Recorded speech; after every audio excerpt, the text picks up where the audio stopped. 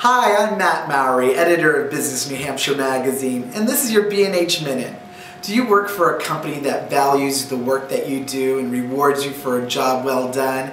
Or a company that invests in your future and your development? No? Well, you might want to check out the January issue of Business New Hampshire Magazine, where we announce the 10 best companies to work for in New Hampshire, including the 5 best small companies to work for. You can find out all about the best practices of Bellwether Community Credit Union, AdMix, MadPow, the International Association of Privacy Professionals, and our #1 best small company to work for, Wirebelt Company of America.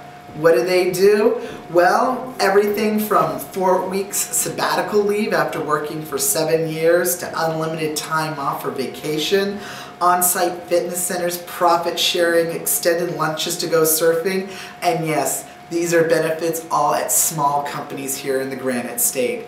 To find out more about not only these really cool benefits, but what's more important, really terrific cultures, check out the January issue of Business New Hampshire Magazine.